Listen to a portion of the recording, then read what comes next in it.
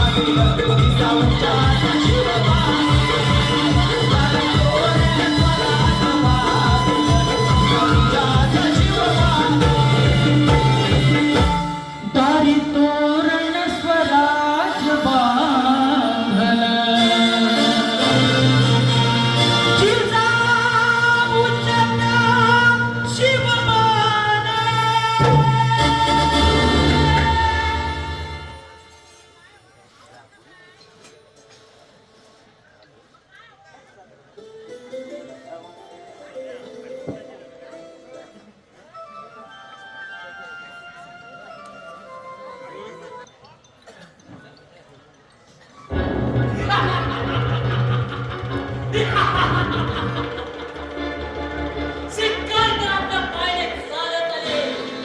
या संधीचा फायदा घेतलाच पाहिजे.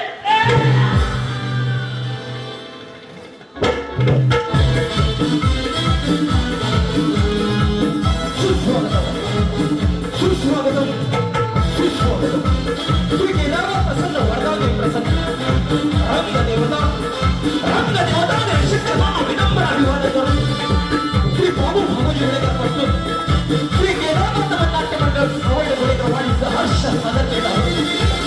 श्री नितीन कांबळे लिखित एक काल्पनिक वगनाट्य अखेर अंत अत्याचाराचा अखेर अंत अत्याचाराचा अखेर अंत अत्याचाराचा. लेखक नितीन कांबळे, दिग्दर्शक एकनाथ पुणेकर. या वगनाट्य काम करणारे कलावंत राजा अमोल गणे, प्रधान बाळा पुणेकर, सेनापती नितीन कांबळे, प्रताप शिव पुणेकर, प्रिया आयुष शिकवण, शेतकरी प्रसाद भागे, शिपाई एकनाथ पुणेकर आणि मनोहर पुणेकर. तुम्ही केदारनाथ नाट्य मंडळ सवय पुणेकर आणि सहर्ष स्वागत करत आहोत. श्री नितीन कांबळे लिखित एक काल्पनिक वगनाट्य अखेर अंत अत्याचाराचा अखेर अंत अत्याचाराचा अखेर अंत अत्याचाराचा.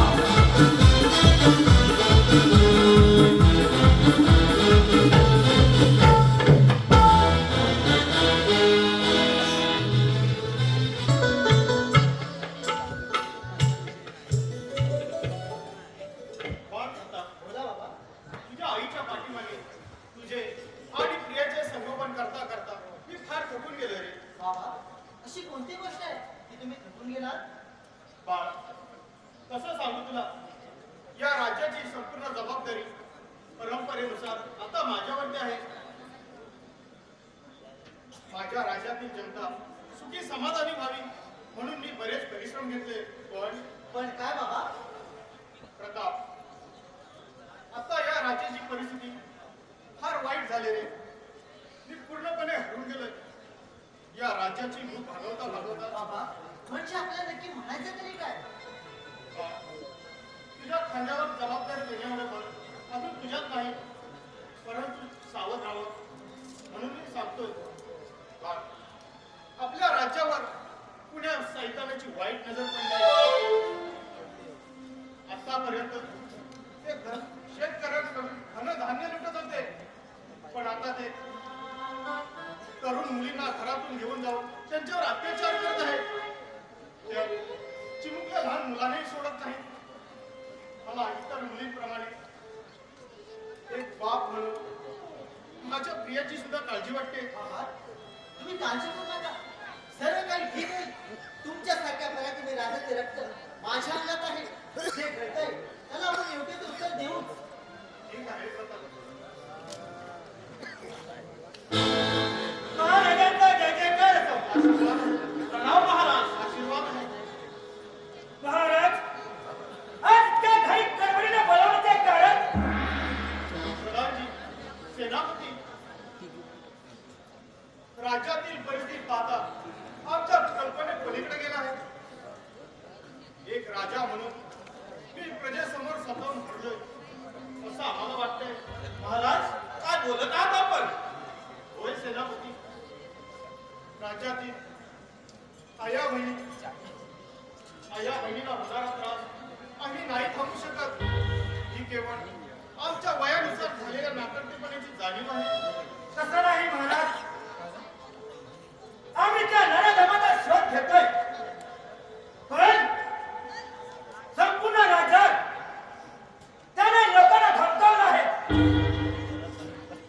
महाराज, कुणीही त्याच्या विरुद्ध पुरावा देण्यास तयार होत नाही. पण महाराज, राज्यातील जनतेचा विश्वास आपल्या विरोध चालू आहे. म्हणूनच प्रधानजी, आम्ही आपल्याला इतक्या घाई गडबडीत बोलवून घेतले. आज या राज्याचा कारभार युवराज प्रताप यांच्या हाती देण्याचा विचार केला आहे.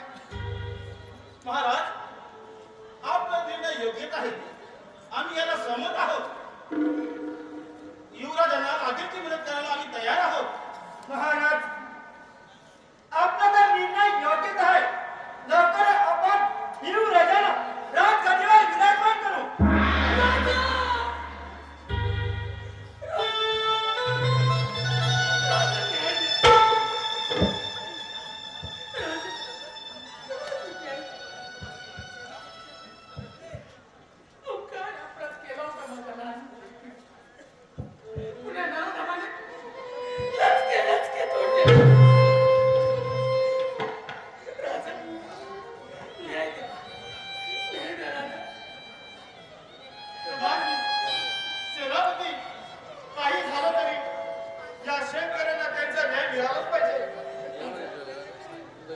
हे रोपटं वाढवलं होतं.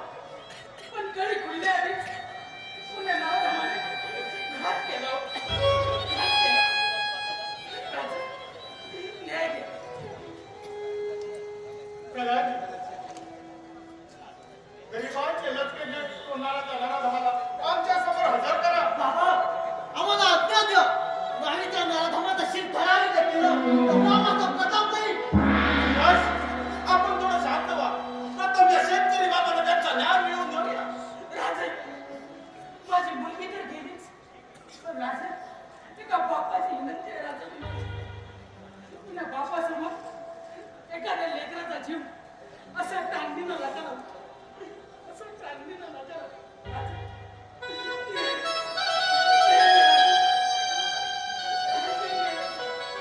प्रधानजी, सेनापती, सर्व शक्ती पणाला पण त्या हरामखोराला आमच्या समोर हजर करा. तशी आज्ञा महाराज.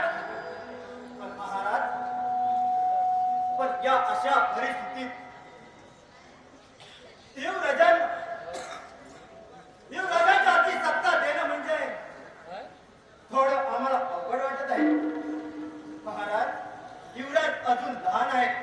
त्याने जर का रागाच्या भरात एखादा चुकीचा निर्णय घेतला तर प्रजेचा थोडा राहिलेला विश्वास आपल्यापासून दुरावून जाईल. महाराज, बरं आहे प्रधानजी.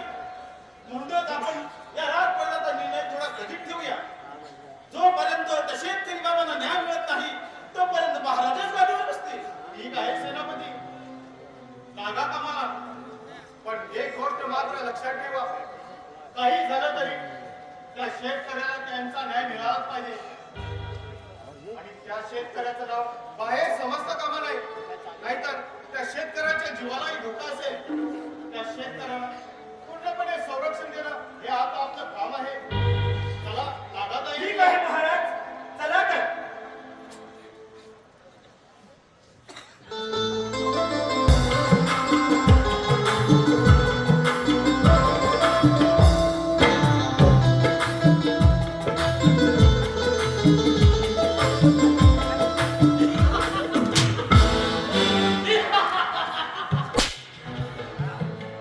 कशी हैराण तुला सोडले या लंकेच्या घरवाल्याला.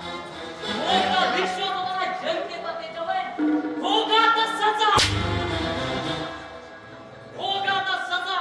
तुमच्या विश्वासाची शेत जाळून तर राख केली आहे. आता तर कुणाची दया करणार नाही. भेटेल त्या महिलेला सोडणार नाही. तुमच्या शरीराचे लचके लचके तुडे. मग पाहूया मला तुला वाचवायला कोण आहे तिथे.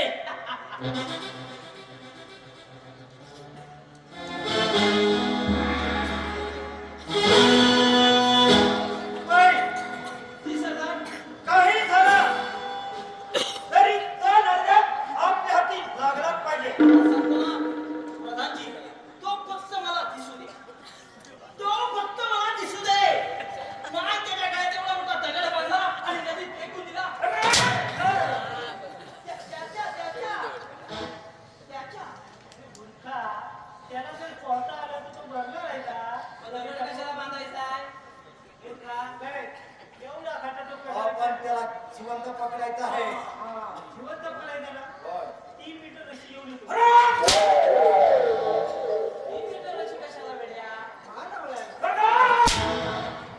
त्याची आवड त्याची. याची मान वाढायची आहे. अरे काय माणूस आहे हो? तू अत्याचार करायला सुटला? अरे राज्यात ते आहे की नाही? राज्यात ते आहे की नाही? तो अत्याचार करतो म्हणजे काय? काय बोलत आहेस? हो, अत्याचार करतोय मूर्ख.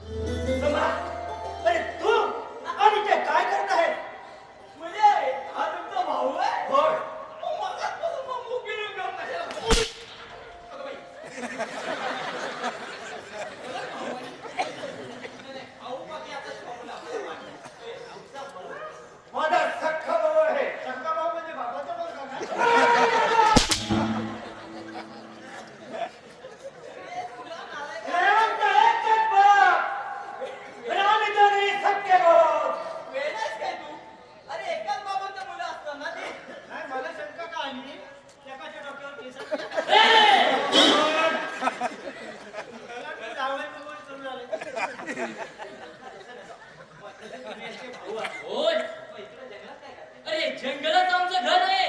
आपल्या घरातून बाहेर काढले. मूर्ख! अरे या जंगलचा राजा आहे मी. म्हणजे जंगलचा राजा बदल. पण पूर्वी जंगलचा राजा सिंह असायचा. पण सिंहासारखं दिसलं ना? मूर्ख! पण म्हणजे तुम्हाला घरच नाही. इकडे. अरे जंगलच आमचं घर आहे. हे बघा, तुमचं दुःख मी समजू शकतो. इकडे. तू उद्या ग्रामपंचायतीत जा आणि घरकुलाचा अर्ज टाकायचा. अरे वेड्या, घरकुलाचा अर्ज टाकायला हे काय दरिद्री आहे?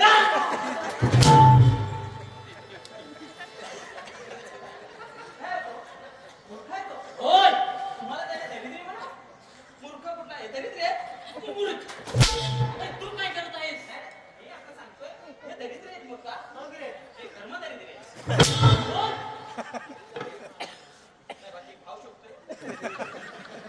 शिपाई जे सांगा. आपण थोडा आजूबाजूला पाहून या आणि जर का कोणी संशय आपल्याला आढळला तर त्याला तुम्ही आमच्या समोर हजर करा.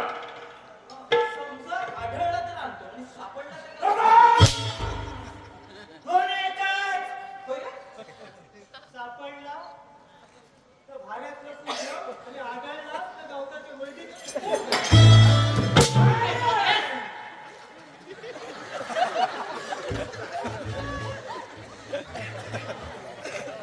दादा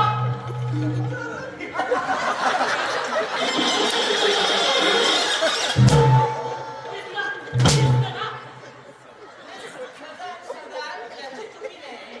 चुकी त्याची नाही. अरे काय झालं बरं? अरे, मला दोघांनाही समजावं लागेल. समजा त्याची चुकी नाहीये सरदार. त्याचं काय नाही त्याची चुकी. चूक माझी आहे. काय झालं? सांग लवकर. मी दरबारातून निघालो बाहेर. तिकडे जंगलात दरबारात जायला निघालो दरबारात. काय झालं? काय झालं? मधीच एक माणूस झुडपाच्या मागे मला लपताना दिसला. हो, हो, हो.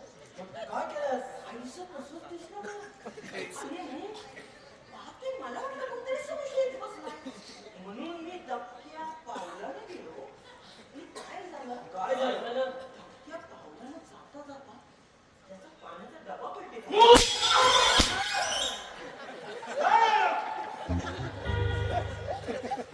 दादा कसा वाचला माझा दरारा? उडवला ना तुझ्या त्या राजाच्या अंगाचा थरकाप.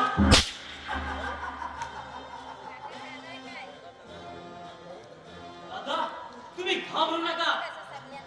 राजाने त्याच्या मुलाच्या हाती सत्ता देण्याआधीच त्याला असे झटके दिले की तो स्वतःहून या राज्याचा कारभार तुमच्या हाती देईल. शाबास समर्थन. पण ज्या शेतकऱ्याच्या मुलीचा तू जीव घेतलास तर शेतकरी महाराजांपर्यंत पोहोचलास कसा काय? समर्थन. आणि जर काय असाच चालत राहिला तर एक दिवस तूही सापडशील आणि मलाही फसवण्यात येशील. हे लक्षात ठेव.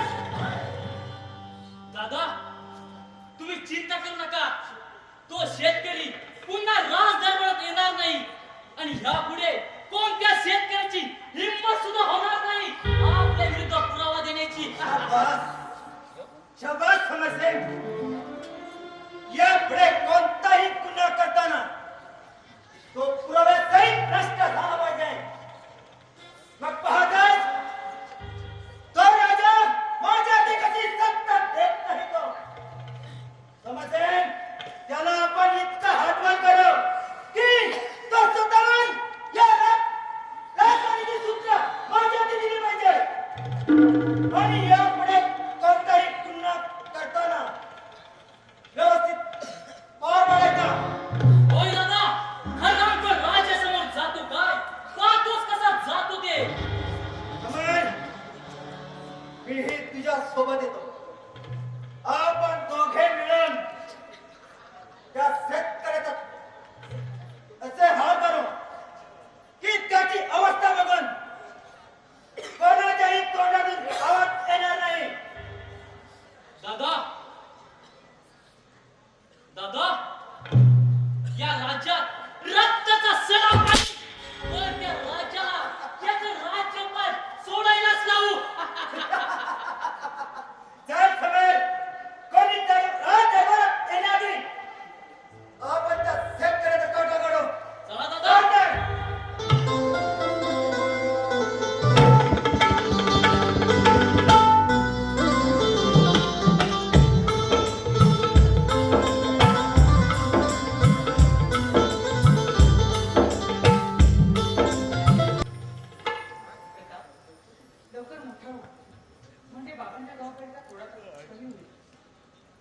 किती वेदन व निष्ठुर झालाय.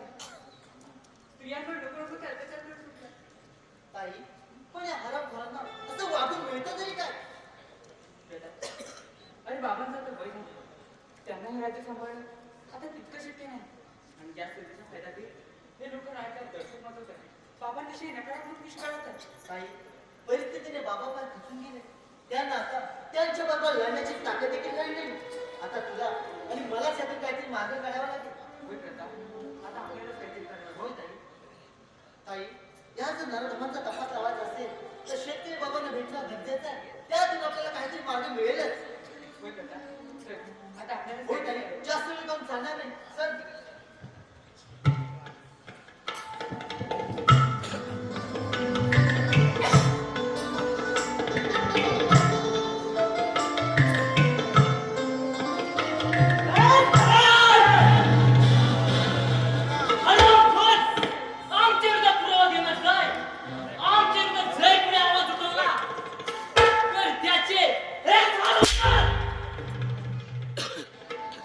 समर, अरे एक चूक लपवण्यासाठी तुम्ही असे किती जणांचे बळी घेणार आहात? हे एक गोष्ट लक्षात ठेवा. तुम्हाला तुमच्या पापाची शिक्षा ही एक ना एक दिवस भोगावी लागेल. बघ पुण्याच्या गोष्टी तू आम्हाला शिकवू नकोस. आमचं सत्य लपवण्यासाठी आम्हाला अजूनही किती जणांचे खून करावं लागेल चालेल. पण आमचं ध्येय आम्ही पूर्ण करणारच. अरे माझ्या मुलीचा जीव गेला. एका बापाचा तुला शाप आहे. ज्या पद्धतीने माझ्या मुलीचा जीव गेला आणि मी माझ्या डोळ्याने पाहिला तसाच तुझ्या या भावाचा जीव असाच जाईल. आणि तू उघड्या डोळ्याने पाहशील.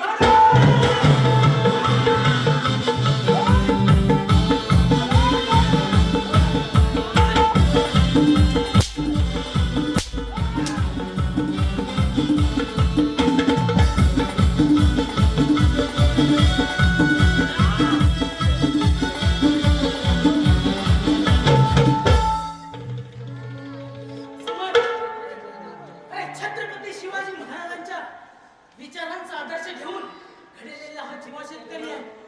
एक लक्षात ठेव, माझा जीव जरी गेला तरी राजांसमोर तुमच्या पापाचा धडा तुम्हाला नाही शिकवला.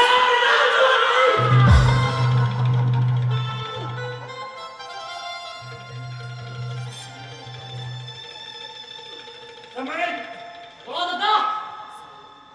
यापेक्षा अजूनही दशक आपल्याला घडवायचे आहे. होय. तो राजा अजूनही हतबल होईल. माझ्यासमोर राजशासनाची भीक मागायला आलं पाहिजे. तर कोणी द्यायच्या आत आपण इथून निघालं पाहिजे. चला दादा.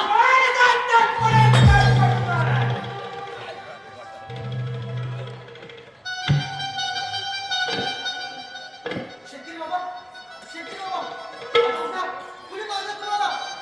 बाबा, बोला बाबा. शेतकरी बाबा, शेतकरी बाबा, तुमच्या पवित्र आत्म्याची शपथ घेऊन सांगतो, जोपर्यंत त्या समरसिंगला फासावं लागत नाही तोपर्यंत आता मी शांत बसणार नाही. शेतकरी बाबा, बोला बाबा.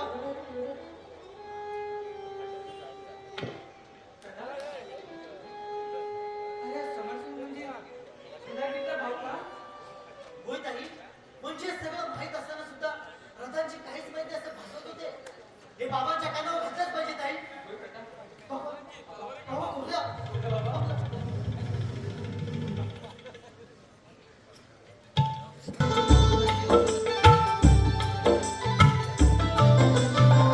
काय हे राजा? काय झालं? काय राज्यात चाललंय? अरे संकटावर संकट येत आहे. तुला माहितीये यावर्षी काय पाऊस पडला? अरे पाण्यासारखा पाऊस पडला. पाण्यासारखा पडला. पाऊस पाण्यासारखं पडतो का दगडासारखं पडतो? अरे वेड्या, तसं नाही रे. किती पाऊस पडायची पण मर्यादा आहे. अरे शिमग्याला तो चालू झाला, लाडू बिडू खायला आला तो अगदी दिवाळीचे चकल्या बिकल्या खाऊनच गेला. पण लोकांची किती नुकसान केला. अरे आज म्हणून काही बुजवलं नाही त्यांना. लई वाट लावला. ते सरतय ना सरतय संकट तेव्हा हा बिबटे आले. त्याने तर हैराण केली, वाडी वाडीत फिरायला लागले. वेडा काय एवढ्या एवढी दहशत केली त्याने. अहो, ते वाडीत का आले वेड्या? त्याच्या मागे पण कारण आहे. अरे आपणच लोक मूर्ख आहोत. अरे पूर्वी लोक शेती वगैरे करायचे तेव्हा कशी रानं मोकळी असायची.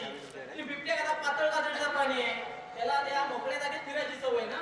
आता रानं ही माजले, कुठं जाणार हा बिबट्या? आणि काय झालंय, पूर्वी पातेली जमा करणे, कवळ तोडणे, त्याच्यामुळे रानं साफ व्हायची. आता लाकडाला पण कोण जात नाही, त्याच्यामुळे रानं सगळी गलबत दिली. बिबट्याला वाटलं हा, त्याला प्रश्न पडला का लोक पातेली जमा करत नाही, कवळ तोडत नाही, लाकडं पण येत नाही, लोक गेली कुठं? त्याला प्रश्न पडला. हा, म्हणून तो वाडीत फिरतो. लोक गेली कुठं? तर त्याला दोन म्हाताऱ्या बोलताना दिसल्या. काय सांगू बाबा, आम्ही म्हाताऱ्या बोलल्या, सगळी पोरं आमची शहराकडे गेली. एवढं त्याने ऐकला. बिबट्या रेडे, चेष्टा नाही, बिबट्या रेडे गडबड लोळले. त्याला पण दुःख आवडे झाले. त्या म्हाताऱ्या म्हटल्यात तशा, अरे आम्ही मेलो तर आम्हाला उचलायला कोण नाही. बिबट्या घरीवर लागला. त्याला पण मला राग आला. थेट तिथनं निघाला वाडीतनं, तो चिपळूणच्या स्टँडवर गेला. पण बिबट्या काय चिपळूणच्या स्टँडवर गेला, तर त्याला समजलं शहर म्हणजे पुणे आणि मुंबई. मला पहिला मला पुण्यात जाऊ, एसटीत बसणारे पुण्यात गेला. पहिला पुण्यातच दिसला बिबट्या, तुला माहित नाही? पुण्यात उतरला, बघतो इकडे तिकडे तर माणसासारखे, म्हणजे ते बोलणं माणसासारखं नाही, म्हणजे कोकणी माणूस नाही. कुठे राहिल्या, काय करून राहिले असं करायला लागले ना. नाही आपली माणसं नाही. आणि ते कोयता गँग दिवसा ढवळ्या कोणती घालतात मानवर. तो म्हटलं छे हे आमची कोकणी माणसं नाही. अरे कोकणी माणूस आहे ना, राग आला तर भांडल, त्या शिव्या घाली. अरे अगदीच नाही ऐकला ते देवदेवच की करील, पण कुणाच्या मानेवर कोयती घालणार नाही. आपला कोकणी माणूस आहे. त्याच्यामुळे तो म्हटला इकडं कोकणी माणूस नाही. तिथनं थेट निघाला, तो लोणावळ्यातनं डायरेक्ट विरार मागे भाईंदरला दिसला. बिबट्या सुद्धा काय, तोच बिबट्या तिकडे गेला. भाईंदरला गेला, तिथे हाफ चेट्टीवाला म्हातारा त्याला दिसला. एवढा खुश झाला बिबट्या. हाफ चेट्टी म्हणजे कोकण. हा त्याच्या मागणं धावायला सुरुवात केला ना, तो पुढं हा मागं, तो पुढं हा मागं. तो बिचारा बिल्डिंग मध्ये गेला, दरवाजा लावला. बिबट्या त्याला शोधली, हा गेला कुठं? 50 दरवाजा, धाव कुठे आता? तिथनं पण गैरवरला बिचारा. म्हटलं हे इकडं पण आता गावासारखं वाटतंय, शहर राहिले पुढं तिकडं दादर बिदर. मग तिथनं तो निघाला, ट्रेन मध्ये बसायला गेला. ट्रेन मध्ये बसला, 3 वेळा चक्कर पाडला. गर्दी एवढी त्याला तुडवली. ट्रेन मध्ये गेला, ट्रेन मधून दादर मध्ये गेला. याला काय तिकीट कुठे तू काढली टीसी पकड जातो, बाकी असाच घुसला आहे. आणि दादरला उतरला तर पहिला चक्कर येऊन पाडला. एवढ्या व्यक्तीत बघतो तर इकडं आपले लोकच नाहीत. म्हणले लोक गेले कुठं? मग त्याला समजलं का आपले मराठी माणूस हा मुंबईतून बाहेर फेकला गेला. त्याला पण गरवला, राग आला त्याला. तिथनं थेट म्हणतो आता नाही, आपल्याला इकडे जमणारच. तिथनं थेट बसला ट्रेन मध्ये आणि दिव्याला येतो. कोकणची गाडी पकडतो, मी कोकणात जातो म्हणून तो दिव्यात आला. दिव्यात फक्त उतरला, अरे बघतो तर काय अख्खा कोकण आमचा दिव्यात. एवढा बिबट्या खुश झाला ना, तो तिकडेच राहिला. आता तिथून इकडं काय म्हणतो, तो परवा माझ्या घराशेजारी गेला, तो बिबट्याच होता. तो कुठून परत आला? झगडा अरे मी आपण करत होतो. हा अरे बाबा टॉवेल घेऊन गेला ना. अरे त्याला काय, तो आंघोळ करतो, एसटीत बसू शकतो, ट्रेनमध्ये बसू शकतो, या सगळ्या गोष्टी तो करू शकतो. रडू शकतो, तो मला टॉवेल काना पण शकतो. मला वाटतं तुला काय कळलं नसेल.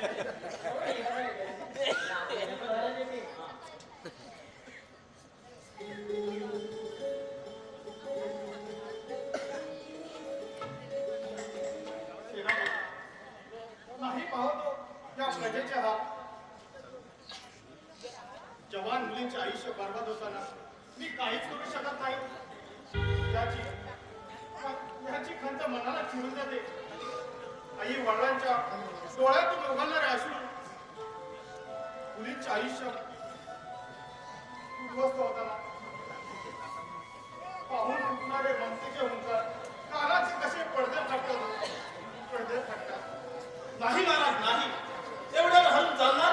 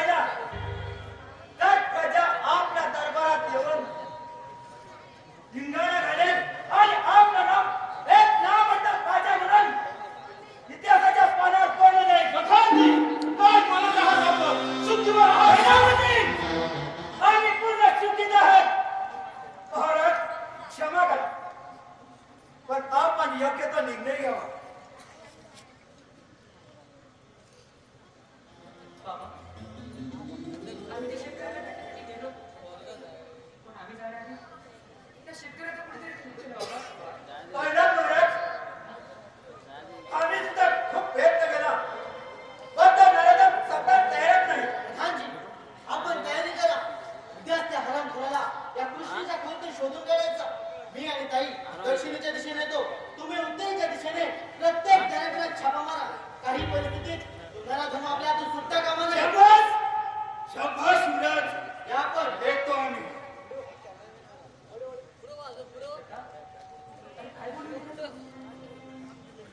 म्हणजे आम्ही समजलो नाही. सेनापती, आम्ही शेतकऱ्याला भेटायला गेलो होतो. शेतकरी शेवटच्या श्वासावर घातला होता. आम्ही त्याला विचारणा केली, प्राण सोडता सोडता त्याने समरसिंगाचं नाव काय घेतलं. काय? समरसिंग म्हणजे आपल्या प्रधानजीचा भाऊ. होय बाबा. हे परमेश्वरा, प्रधानजी नमक खराब माणसा, मोठा डाव खेळलायस, मोठा डाव खेळलायस. सेनापती, शेतकरी राजावर आला असता आपल्या व्यतिरिक्त कुणी राजावर नव्हतं. पण शेतकरी न्याय मागण्यासाठी आला. हे त्या हरणखोराला पोचलाच कसं? शेतकरी दरबारात येण्याआधी दरबाराची प्रत्येक बातमी प्रधानजी त्या शरीराला तुम्हाला सांगत होते. माझ्या वृद्धपणाचा गैरफायदा घेऊन प्रधानजीने आमचा विश्वासघात केलाय. महाराज, आपण चिंता करू नका, आम्ही आहोत.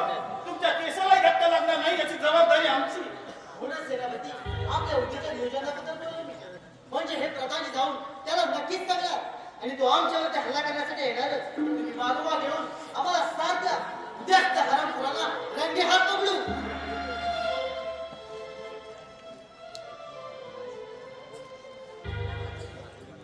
प्रिया, पण तुझ्या जीवाचं काय बरोबर झालं तर मी पूर्णपणे हरून जाईल. सेनापती, तर हाताच्या फोडाप्रमाणे जपल्याने दिला. माझ्या राज्यातील तरुण मुलीचा अब्रूचे गाव मनाला जखमा देऊन गेले आणि त्यात मी माझ्या मुलीचा जीव धोक्यात टाकतोय.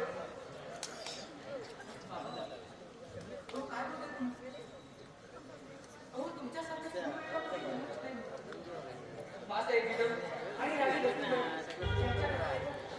प्रवास केला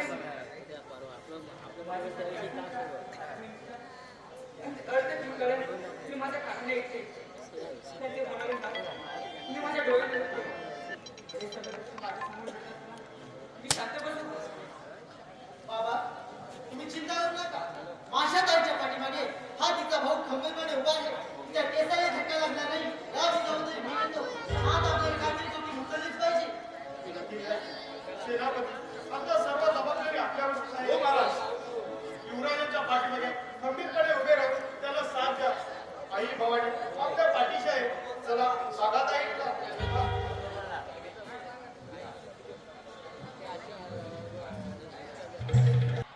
पाहिलंस राजा, तुझ्या राज्याची काय अवस्था करून ठेवली आहे ती. आणि अजूनही तुला भूतभूमी असेल तर तुझ्या कुटुंबालाच पण पाहुया, तुला वाचवायला कोण येतं ते. साहेब, अरे हीच तर खरी संधी आहे. आपल्याला पाहिजे असलेली शिकार आपल्या स्वप्नात अडकणार आहे. म्हणजे दादा, आम्हाला समजलं नाही. समज जाईल. आज त्या अत्याचार करणाऱ्या सैतानाला म्हणजे तुला पकडण्यासाठी राजकुमारी आणि राजकुमार युवराज प्रताप इथे येणार आहे. अरे त्या संधीचा फायदा घेऊन आपण त्या दोघांचाही इथे काटा काढू. दादा, आज त्या राजकुमारीच्या मध्यमस्त जवानीचा गंध लुटतो आणि तिची अशी अवस्था करतो की या राज्यात आपल्याकडे वर मार करून पाण्याची कुणाची हिंमत सुद्धा शपथ समजन. अरे जर का हे असं झालं तर मी या राजाचा राजा आणि तू तुझ्या मनाला वाटेल तसा तू वाग. बाकी तर मी आहे ना सांभाळायला. वा प्रधानजी वा. हे! आम्हाला तुमच्याविषयी संशय आलाच होता. पण आज हा दिवस म्हणजे आपल्याच घराच्या भिंती नाजूक झाल्या तर त्या तोडायला दुश्मनांची गरज भासत नाही. म्हणजे आयुष्यभर आम्ही तुमची चाकरी करायची आणि ही राजगद्दी आता तुम्ही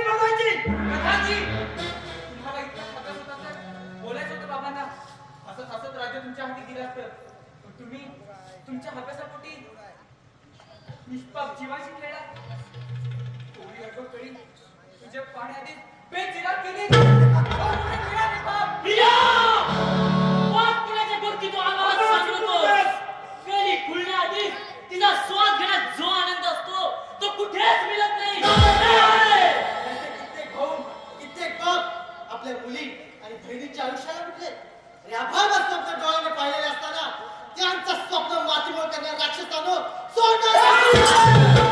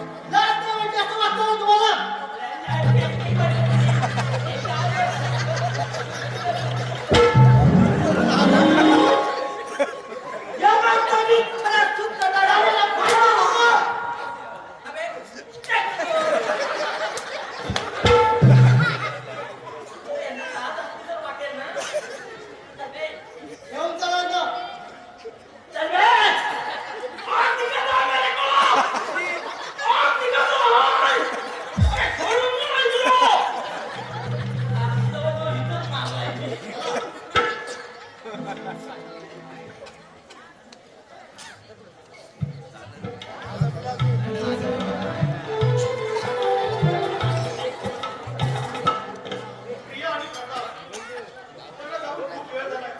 त्यांचा पत्ता नाही. काय बरं वाटतं झालं नसेल ना.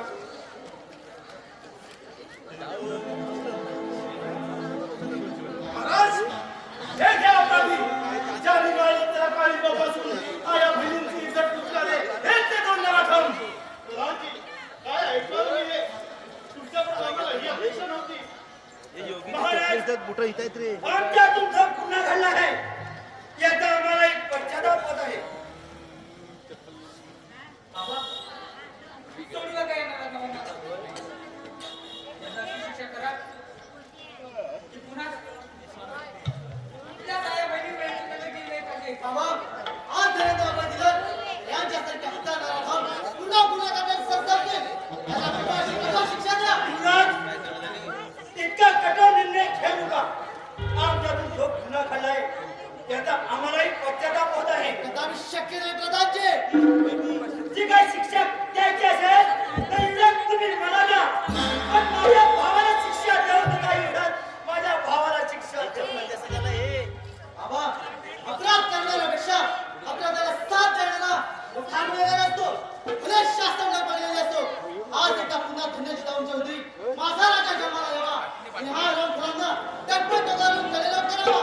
आया बहिणींच्या आदराने ओटी भरून त्यांच्या केसाला धक्का देण्यासाठी शपथ घेणारा माझा राजा असता तर भाग्यशाली स्वराज्याचं स्वप्न माझ्या आया बहिणीच्या आयुष्यात साकारलं गेलं असतं. बाबा, कळू दे यांना.